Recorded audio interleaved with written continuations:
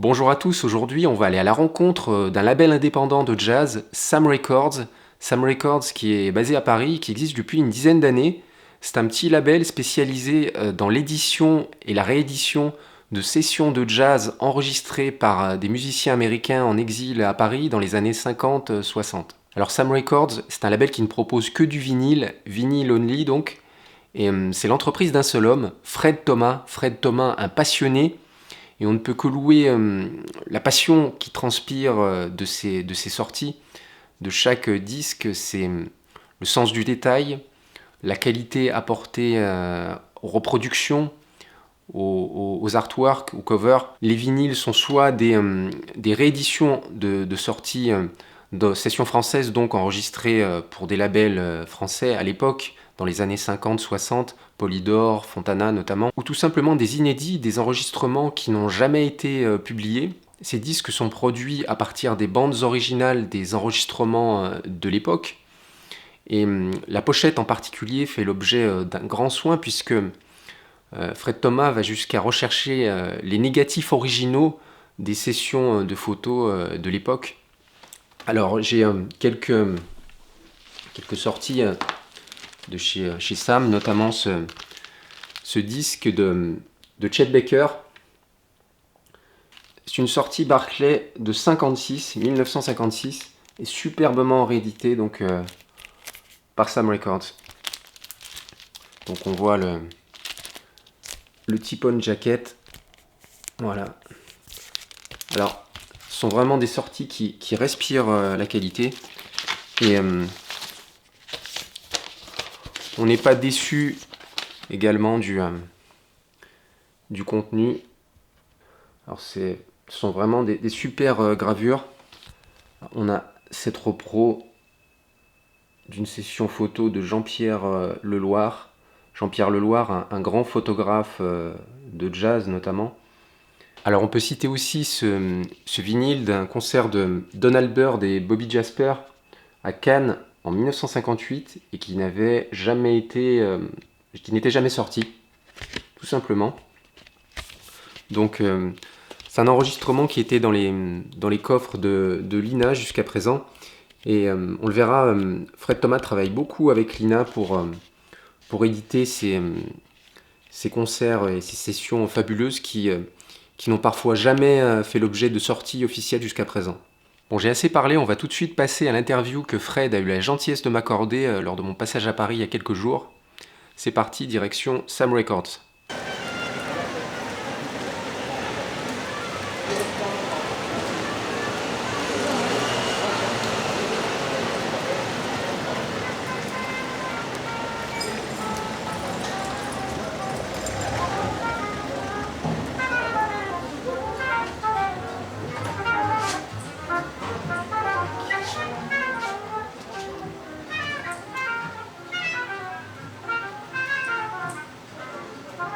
Salut Fred, donc merci de répondre à cette petite interview pour Vibrasonic. Bonjour. Donc on se trouve donc au siège de ton label en fait. Tu es un one-man label. Siège et maintenant magasin depuis 1 an. D'accord, ok. Ouvert uniquement le vendredi après-midi et le samedi. Ok. Donc ça fait environ 10 ans que Sam Records existe. Ça fait 11 ans. 11 ans, ok. Ça fait 11 ans, les 2 premiers sont sortis fin 2011. Donc toi tu es spécialisé dans l'édition de sessions de jazz d'Américains en exil à Paris. Pas uniquement d'Américains, 50, je suis spécialisé pour l'instant dans des choses qui ont été enregistrées par des Américains ou des Français ou des Européens, mais enregistrées pour des labels français. Donc enregistrées à Paris à 99,9% et surtout sorties sur des labels français tels que Fontana, Polydor, Barclay, etc. D'accord.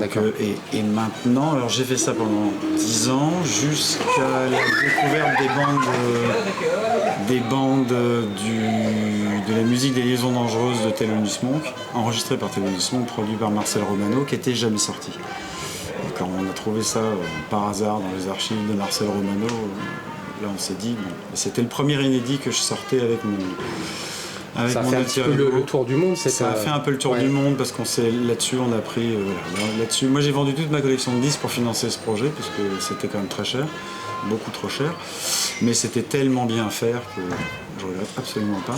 Et c'est à partir de là où j'ai décidé de me dire tiens, il y a peut-être d'autres archives inédites ailleurs, notamment à l'INA, enfin gérées par l'INA. Donc tu travailles beaucoup avec l'INA? Je travaille de plus en plus avec l'INA. J'ai fait le triple Nathan Davis, un Jeff Gilson enregistré à Gavo en 65, le Billy Harper, toujours avec mon alter ego, mon ingé son François.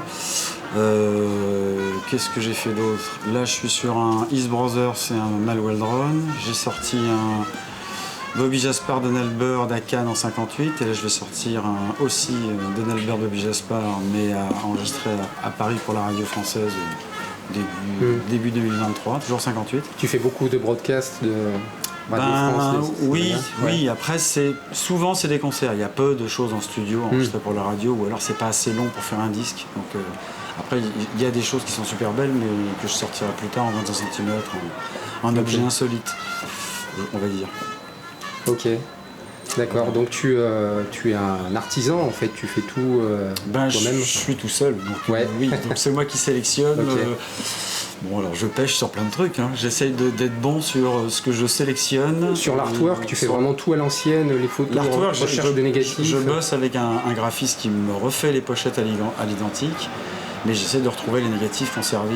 Jean-Pierre Leloir, c'est notamment ça Leloir, ou même d'autres photographes qui sont morts, dont les archives sont un peu éparpillées. Donc là, ça peut être très loin de retrouver des photos d'un type qui est mort et qui a fait des photos pendant 5 ans.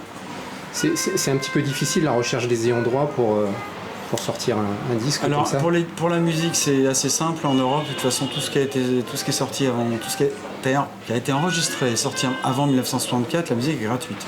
D'accord. Donc il n'y a rien à payer. Dans les inédits qui sont à l'INA, ça dépend des contrats. C'est un peu compliqué. Okay. Après, pour la photo, là, par contre, le domaine public n'existe pas. D'accord. Du coup, c'est pas 1900, c'est 90 ans, je sais plus combien. D'accord. Donc c'est beaucoup plus long. Comme aux États-Unis, le domaine public est très très très long. Voilà. Donc on peut, quand on fait des rééditions, moi j'ai un accord tacite avec Universal. Ce que je fais, c'est trop qualitatif, donc du coup ça coûte trop cher à faire pour l'imageur, donc ils le font pas. Par contre, ils me laissent utiliser les bandes originales parce que mon ingé son bosse avec eux depuis 25 ans, donc ça reste entre guillemets en famille. D'accord. Pareil pour l'INA, ils voient ce que j'ai fait, donc ils me laissent utiliser les bandes, etc. Après pour d'autres labels, pour l'instant j'ai toujours pas réussi, mais t'as vraiment des grâles entre guillemets que tu voudrais sortir. Il y a plein de choses, oui. Ouais. Il y a plein de choses que j'aimerais bien rééditer, mais bon, je vais pas le faire à partir d'un CD, donc j'attends qu'on me réponde positivement, ou qu'on me réponde déjà. Les labels sont de plus en plus réticents à fournir les masters du coup. Non, je pense pas. Je pense que c'est vraiment moi Universal. J'ai essayé de rentrer par la porte en 2008, ça marchait pas. Par la fenêtre, ça marchait pas. Par le soupirail, ça marchait pas. Je suis passé par la cheminée. Et finalement, ils m'ont dit bon. C'est bon, allez. Ils ont cédé. Ils ont cédé. Et puis ils ont bien vu aux deux premiers ce que je faisais. Enfin, ils ont compris ce que je voulais faire et ce que je faisais. Et après, ils m'ont laissé faire et ils me laissent toujours faire. Ça fait plus de 10 ans, assez facilement. Ils sont même très contents d'ailleurs ce que je fais, même si ça leur rapporte rien, etc. Je pense que pour l'image, en disant voilà, c'est bien réédité, c'est un petit label, ça reste du jazz, on n'en vend pas quand même on n'en vend pas des camions. En tout cas, t'as beaucoup de fans en Amérique. J'ai beaucoup de fans aux États-Unis, en Angleterre, en Asie Allemagne. aussi peut-être. Au Japon, pas mal aussi. Ouais. Australie, Nouvelle-Zélande, pays nordiques. En France, j'ai un peu négligé la France volontairement. Et à la sortie du Mont, ça m'a pas déçu. Okay. Je ferai pas de commentaires, mais il y a quand même des gens qui savaient même pas que j'existais au bout de 8 ans. Ouais. Et qui sont soi-disant professionnels du disque. Vinyle. Ouais, surtout le vinyle, et sachant que toi, t'es vraiment... Moi, je ne fais que ça, je fais pas de CD. L'artisan, vraiment. Voilà, c'est un support. C'est pas que j'aime pas le CD, c'est que j'aime pas l'objet. Je trouve ça trop petit. C'est comme pas de CD, pas de streaming. Je fais pas de streaming, bon, ça c'est encore pire. Ça n'aurait pas beaucoup de sens du coup. Ça n'a pas beaucoup de sens. C'est pas un objet, c'est très pratique, mais pour moi, ça n'a pas... J'aime bien les objets. Donc le vinyle, je trouve que c'est un beau support. Ah oui. Le prochain support, ce sera... je vais essayer de faire des bandes magnétiques. D'accord, donc des copies des dubs. Des copies des bandes et voilà, et les vendre. Après pareil, c'est des objets qui sont... Donc c'est des 3/4 inch, je sais plus. On est en quart de pouce, 38 cm, ouais.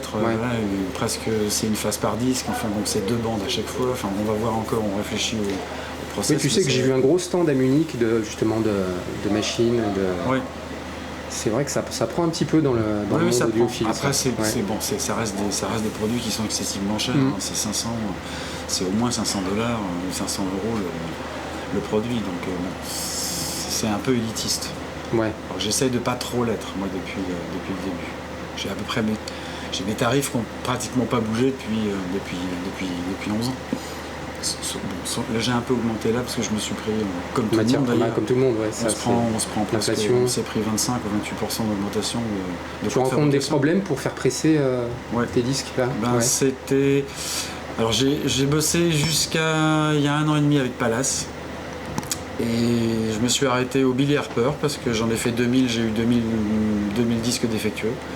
Donc ils ont repressé. Et donc là ça a été très bien, comme d'habitude. Et quand j'ai voulu relancer certains pressages qui étaient épuisés, là je suis passé, mais ils m'ont pas prévenu, ils n'ont prévenu personne, en tout cas pas les petits, on est passé 3-4 mois de délai à 8, puis après à 12. Donc quand on est des petits labels, on peut pas. Ouais. Merci Taylor Swift, merci les Red Hot. Exactement, et merci les majors, parce que le nouveau patron nouveau patron de chez Palace vient d'Universal Allemagne. Ça, j'ai su il a changé de politique. Du coup, les méthodes ont bien changé. Donc les méthodes ont changé. Le contrôle qualité aussi, c'est plus tellement ce que c'était apparemment. Il n'y a plus de contrôle qualité.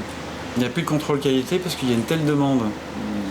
Alors, des consommateurs, donc, des majors, les consommateurs, les petits labels audiophiles ou non audiophiles, il y a tellement de demandes de fabrication de vinyle que les grosses boîtes achètent des presses, mais par contre ils ne trouvent pas le personnel pour les mettre derrière, et puis quand ils trouvent des gens pour appuyer sur un bouton, parce que c'est de la presse semi-automatique, il n'y a pas de type qui soit suffisamment calé pour se dire je vais vérifier tous les 30-10 pour voir s'il n'y a pas une trace, nettoyer. C'est aussi un problème le personnel, parce que les gens qui sont capables de changer les pièces sur ces machines, il y en a beaucoup qui sont... Les pièces de ces machines, il y a 3 fabricants de machines aujourd'hui, et ils ont... les Alpha Tulex, c'est le même modèle qu'il y a 30 ans, elles ont été améliorées, mais bon, elles sont toujours produites, il y a un SAV, etc. C'est pas tellement ça, c'est vraiment le contrôle du produit. Contrôle qualité. Contrôle qualité en sortie de presse. C'est pas parce que c'est un truc automatique et que c'est bien réglé, que c'est bien chauffé, etc., que les billes de plastique sont bonnes, etc., PVC sont bonnes, que tout roule. Non, il faut continuer à... T'es obligé de vérifier tes pressages tests. T'es obligé de... Alors, presser les tests pressing, ça c'est évident, mais même après, quand ça sort d'une bécane, toutes les 30, pour être vraiment sérieux, toutes les 30 disques, on en prend un, on le regarde, on vérifie s'il est bien plat, s'il n'y a pas d'irisation, etc., etc. Une machine, ça peut bouger, et puis il peut y avoir des aléas, etc. On a de plus en plus de problèmes avec que ce soit avec des nouveautés ou des represses de trucs qui vont directement à la poubelle. Alors, ils sont sympas, ils le refont. Mais c'est un peu les labels qui passent pour des charlots, surtout les petits labels. Ouais, c'est souvent les gros qui sont privilégiés par rapport les gros, à la limite, ils ont le temps de dire je vais faire presser la moitié à un endroit, la moitié à un autre. Nous, si on fait 1000 copies et que les 1000 copies arrivent et qu'elles sont bonnes pour aller à la benne, c'est un peu dommage quand on a prévenu tout le monde. Voilà, donc ça c'est un peu compliqué. Ok. T'as d'autres projets dans le futur par rapport à ton label peut-être J'en ai plein, ce que je disais tout à l'heure, un Mal Waldron inédit, un East Brothers inédit, le Bird Jaspar enregistré à Paris en 58. Qu'est-ce que j'ai d'autre là qui doit sortir? J'ai le Art Blackie à l'Olympia en 58 sur Fontana, j'ai Un témoin dans la ville en 25 de Barnet qui va sortir aussi. Qu'est-ce que j'ai d'autre? J'en ai pas mal dans les tuyaux et je me mélange un peu les pinceaux entre ceux qui sont en cours, ceux qui sont pas en cours. Voilà. Mais oui, il y a pas mal de choses. Ok, merci Fred. De rien. Et on va faire un petit tour du magasin. Ouais. Allez-y. Allez. Donc le magasin c'est nouveau? Oui, je l'ai ouvert en décembre, une semaine avant Noël. D'accord. En décembre 2021. Donc je vois que tu fais beaucoup de pressages audiophiles, du acoustique sound. Audiophiles, récents ou d'occasion, d'où les prix de certains. Et après j'ai aussi pas mal d'occasions, parce que j'ai rentré quelques originaux aussi, je vois que... J'ai aussi des originaux. D'accord. J'ai pas mal de choses.